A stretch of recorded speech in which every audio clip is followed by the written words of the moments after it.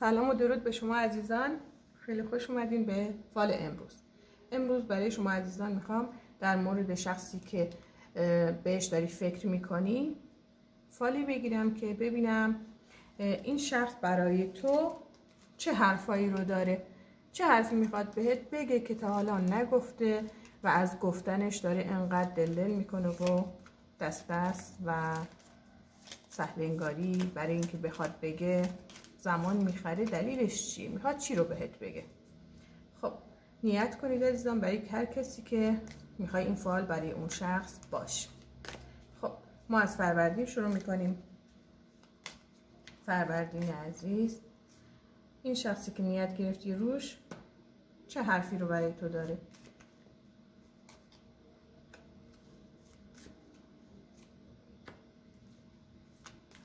خب عزیزان، این شخص برای شما داره میگه که من خیلی دوست دارم که با تو ازدواج کنم، بیام خواستگاریت، یا کلا تو بیای خواستگاری من.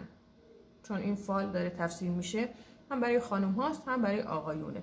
چون این شخصی که براش نیت گرفتی دوست داره یک وصلت ازدواجی و یک رسمیت بین شما شکل بگیره، منتظر خبر از شماست و اینکه خیلی دوست داره از طرف شما خبری براش بیاد که حامل پیغام های خوب و خوشحال کننده ای باشه. ولی خب انگار انقدر دیگه چشم انتظارش گذاشتید دیگه یواش یواش داره مایوس میشه. اگر این شخص رو واقعا دوست داری، تمایلی داری که این شخص وارد حریم خصوصی زندگیت بشه، بهتره که هر چه زودتر اقدام کنی، چون این شخص چشم انتظاره و داره میگه که من منتظرم بیای، منتظرم خبری ازت بشه که منو خوشحال کنی. خب عزیز تیر ماهی، چه حرفی برات داره این شخص که تا حالا نتونسته بهت بگه و انقدر مستصر بوده روی این صحبت؟ از این که تو بخوای ازش فاصله بگیری خیلی بیم و ترس داره. عزیز دلی که تیر ماهی هستی، برای هر کسی که نیت گرفتی این شخص واقعا ترس از دست دادن تو رو داره. اگر قصد مهاجرت داری، میخوای محل زندگی، محل کار تو تغییر بدی، این شخص از این موضوع خیلی واهمه داره که تو بخوای بری و یک حالت تنهایی و تشویش براش به وجود بیاد و بعدها بخواد توی یک دوراهی گیر کنه که بخواد آیا با تو بیاد یا نه. و از این موضوع همیشه ترس و واهمه داره که نکنه تو ازش فاصله بگیری و این فاصله بینتون خیلی هم حتی بخواد طولانی بشه. عزیزان چشم انتظاره، همیشه چشم انتظار اینه که برگردی بیای سمتش.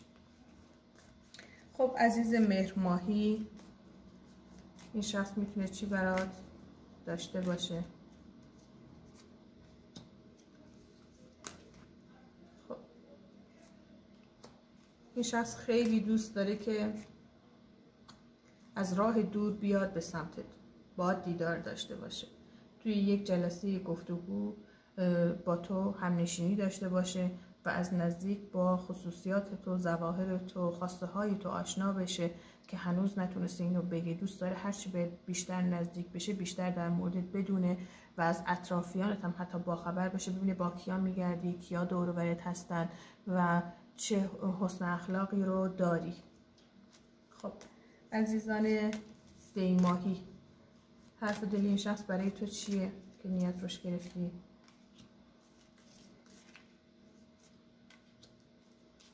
این شخص فکر میکنه که تو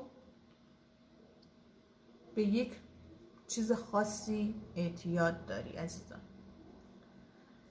عزیزان دی ماهی که این نیت رو گرفتی، طرف مقابلت فکر میکنه که تو به یک چیز خاصی اعتیاد داری، حالا یا دوده یا میتونه مشروب باشه، مشروبات الکلی باشه، که اینجا داره میگه که این شخص از گفتن این موضوع ترس و واهمه داره و خیلی سختشه که بیاد مستقیم بهت بگه که آره تو این کارو میکنی، تو توی این شرایط گیر افتادی، سختی داری میکشی در مورد این موضوع. حتی خودش هم سختشه که بیاد بهت بگه این موضوع رو باید در میان بذاره، ولی خب میبینه که تو داری به خاطر یک سری از این موضوعات، کارهایی که شاید اول تفننی بوده و حالا گرفتار شدی، خودت هم یک سری ناراحتی ها رو داری پشت سر میذاری میخواد بهت کمک کنه ولی خب برای گفتنش هنوز راه چاره‌ای پیدا نکرده.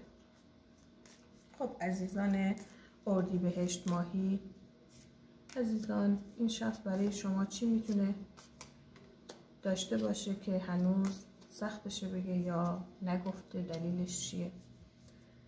دوست داره کنار تو باشه، با شما یک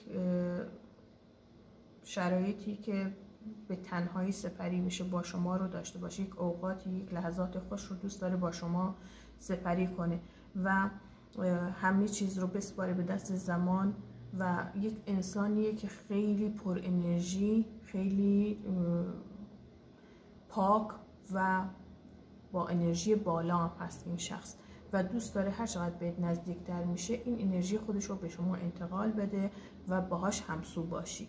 خواستش اینه که براش یک کاری انجام بدی که برای هر دو نفرتون فوق‌العاده عالی و رضایت بخش باشه.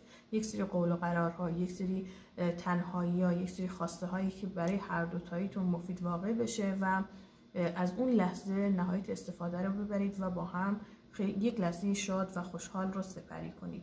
از شما یک آرامش رو میخواد، از شما یک روزهای پر از انرژی، پر از خبرهای خوب رو میخواد.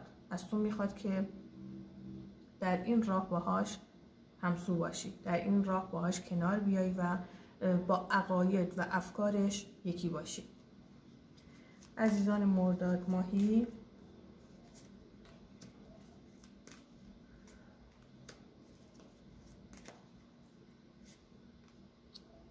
منتظر پیغام و خبر از شماست. عزیزان دنبال اینه که یک راهی رو پیدا کنه که بیاد سمتت و باهات صحبت و گفتگو رو داشته باشه. خیلی پیگیرته، خیلی داره به ریز جزئیات تو دقت میکنه، چی میخوری، چی میپوشی، چی کار میکنی، حتی روتین زندگیت، حتی کوچکترین کاری روتین زندگیت به چه منواله، داره دقت میکنه که اینا رو متوجه بشه و وقتی باهات ارتباط برقرار کرد این کارا رو انجام بده که تو از این رفتار خوشت بیاد، که مثلا یه جوری بگی آره ما با هم دیگه شبیهیم، ما مثل همیم. چون اون داره به تو دقت میکنه و یک الگو برداری رو میخواد از تو انجام بده، چون خواستار تو، واقعا خواستار تو و میخواد خودش رو با تو مچ کنه و دوست داره که حتما باهات ارتباط برقرار کنه که این اتفاق هم به این زودی اتفاق میفته، این تلفن، این ارتباط برقرار میشه. خب و از شما هم میخواد عزیزان که شما هم هر چه بهتر نسبت به قبل ارتباط بیشتری رو باهاش بگیری. دوست داره ارتباط بینتون بیشتر بشه. خب عزیزان آبان ماهی،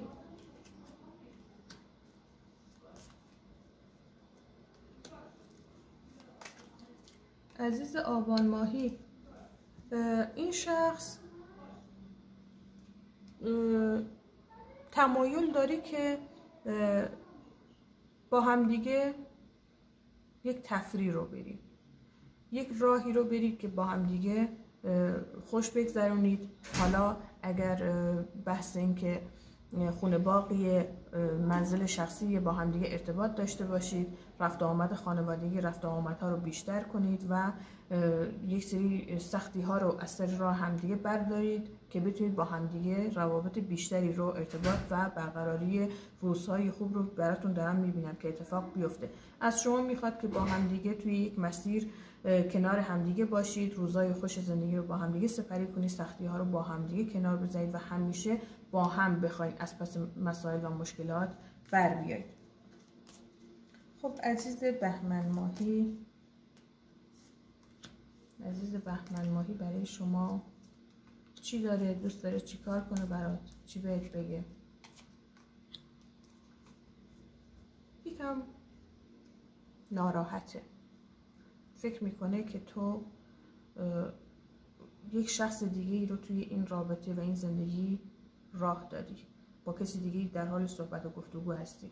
یک شخصی داره تو رو راهنمایی میکنه که با این شخص مشکلاتی برای رابطتون به وجود بیاد، یک نصیحت‌های بد، یک نصیحت‌هایی که به درد این رابطه نمیخوره و باعث شکراب شدن میشه. از حال و روزت با خبری، میدونه ناراحتی، گرفتاری، مشکلات مالی داری، روابط احساسی بینتون شکراب شده، از این موضوعات کاملا با خبره و حتی فکر میکنه دلیل این شرایط هم این باشه که شخصی توی این مسیر هست که باعث این ناراحتی برای شما میشه و از جایی دارید الهاماتی رو دریافت میکنید. با کسایی صحبت و گفتگویی داشته باشید. وجود نفر سوم رو داره احساس میکنه. عزیز خرداد ماهی، خرداد ماهی ها در رابطه با این شخص که نیت گرفتی براش، میخواد خیلی جدی باهات صحبت کنه در مورد یک سری مسائل مالی و کاری که با هم دیگه مشکلاتی با هم سپری کردید، روزای سختی رو قبلا سپری کردید. هنوز این شخص گله‌منده، ناراحته، میخواد برگرده و این مشکلات رو حل کنه که میبینم تا حدودی حل بشه. شاید واقعا خودش رو داره به اون شرایطی که داره نشون میده نباشه. مثلا داره میگه من ندارم، بهم کمک کن. داره ولی میخواد اون طلبش رو بیشتر دریافت کنه، زودتر دریافت کنه. یا مثلا حقی رو میخواد از شما دریافت کنه که واقعا شما اون حق رو بهش پرداخت کردی. از نظر احساسی بوده همینجوری کنار اومدی باش، از نظر مالی بوده کمک کردی، توجه بوده، همه چیز رو انجام دادی، ولی این شخص توقع بیجا و بیشتری رو داره که در مورد این موضوع هنوز ناراحتی یا پابرجاست و با هم دیگه این صحبت رو دوباره خواهید داشت. عزیز شهریور ماهی، چی میخواد برات داشته باشه بهت بگه؟ عزیزان با هم دیگه دوستی افتاده، میخواد باهات دوست بشه. این شخص نیتی که برای این شخص گرفتی میخواد باهات دوست بشه، منتظر دریافت از شماست. یک حرکت کوچیک انجام بدی 100% پذیرا و قبول این رابطه رو بهتون اعلام میکنه و یک رابطه رو میبینم با هم دیگه به خوبی سپری کنید. آذر ماهی جان، آذر ماهی عزیز، فال چی برات داره؟ این شخص میخواد چی بهت بگم؟ یک شانسی رو بهش دادی، یک فرصتی رو بهش دادی که خودش رو ثابت کنه. شاید قبلا بارها شکست خورده، بارها ناراحتی رو داشته، ولی الان در حال حاضر فرصتی که جدیداً دریافت کرده به خوبی داره ازش استفاده میکنه و میخواد خودش رو سربلند کنه پیش خودش و اون کسی که داره این فرصت رو بهش میده که شما هستی و از این امتحان سربلند بیرون میاد و نتیجهش رو دریافت میکنی و این خوبی که کردی 100% بهت برمیگرده و میخواد اینو بهت بگه که من قدردان زحمتی که به هم کشیدی رو هستم. هیچ وقت این موضوع رو فراموش نمیکنم. خب عزیزان اسفند ماهی، خب خودش که رفت، همینجور که واقعا کارتش هم که افتاد عزیزان، همینجور که عود ما هم ریخت به هم، نشون از عصبانیت این شخص داره میده. چقدر عصبانی، چقدر پرخاشگر و ناراحته و شما هم در قبال این شخص جبهه گرفتی. بله عزیزان، وقتی انرژی خودت رو با فالت همسو میکنی همچین چیزی در میاد. چقدر دقیق. خب ببینید، من واقعا به کارتای تاروت ایمان دارم. همیشه بهترین نتیجه ها رو به من میگن توی فال ها. فال تاروت یکی از فال های قدرتمنده. عزیز اسفند ماهی، مشاجره، ناراحتی، جبهه گرفتن در مقابل همدیگر رو دارم براتون میبینم. ناراحتید از دست همدیگه، دلخوری بینتون پیش اومده، از یک خیانت داره صحبت میکنه که طرف مقابل مچ شما رو گرفته، از گندکاریای شما، از خرابکاریای شما با خبر شده این شخص و در قبال این شرایط با شما جبهه گرفته و از موضع خودش پایین نمیاد و بین شما ناراحتی و نگرانی رو میبینم که داره موج میزنه. واقعا همونجور که دیدید چه اتفاقی برای این عود افتاد و این عود به خاطر اینه که این شرایط رو بخواد پاکسازی کنه و چقدر کامل اینو نشون داد که این فال برای عزیزان اسفند ماهی به این نشون است که شرایط ناگواری داره بین شما عزیزان، شما دو نفر برقرار میشه با همدیگه توی یک شرایط لجبازی شدید میبینم که قرار بگیرید و حرف دلش رو 100% بهت میگه و با همدیگه مشاجره رو خواهید داشت. حتما سعی بکنید یک پاکسازی خیلی قوی برای خودتون عزیزان انجام بدید که از این سنگینی خودتون رو بیرون بکشید. عزیزانی که این فال برای شماست میتونید با من هماهنگ باشید، ارتباط بگیرید که من راهکار رو به خود شما عزیزان بگم که چیکار کنید. خب امیدوارم که بهترینا براتون اتفاق بیفته. در پناه خدا باشید. خدا نگهدارتون.